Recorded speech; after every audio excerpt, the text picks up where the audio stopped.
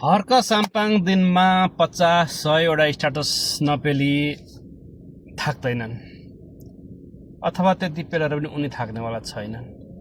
सरकारको विरोध दिनमा 50 वटा स्ट्याटस लेखिन भने उनलाई लाग्दो उनको संसदको धर्म अथवा विपक्षी पार्टीको धर्म उनले निर्वाह नगरेको ठहर्छ।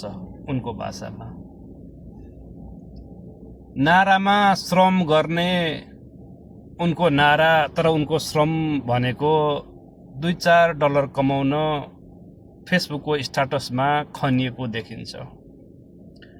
उनको विचार सरकारले कता के भत्काएको छ खोजेर ब्लग बनाएर फेसबुकमा हालेर 2-4 पैसा कमाउने देखिन्छ यतिखेर।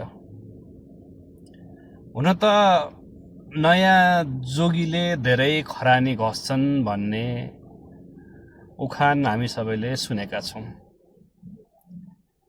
त्यो गरेको पनि हुन सक्छ।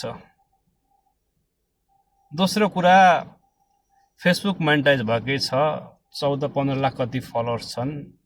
जे लेख्दै पनि एक थरी गाली गर्न ओइरिन्छन्, अर्को थरी समर्थन गर्न पाखुरा सुर्का गर्छन्। त्यो गरे बापत पनि उनलाई 2-4 पैसा आइहाल्छ। त्यसो त अरूलाई विदेशी दलाल, विदेशी एजेन्ट भन्न उनी कहिले पछि पर्दैनन्, कसैलाई बाँकी राख्दैनन् त्यसो भन्नलाई। तर संसद भवनमा पहिलो पटक संसद बनेर छिर्दै गर्दाखेरि छातीमा अर्को देशको झन्डा टाँगेर छिरेर कीर्तिमानी राखेको पनि रेकर्ड उनीसँगै छ।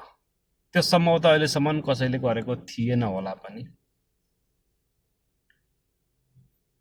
त्यसैले उनको खेती यतिखेर अरूको फस्टाए नफस्टाए पनि उनको खेती मजाले फस्टाएकै छ।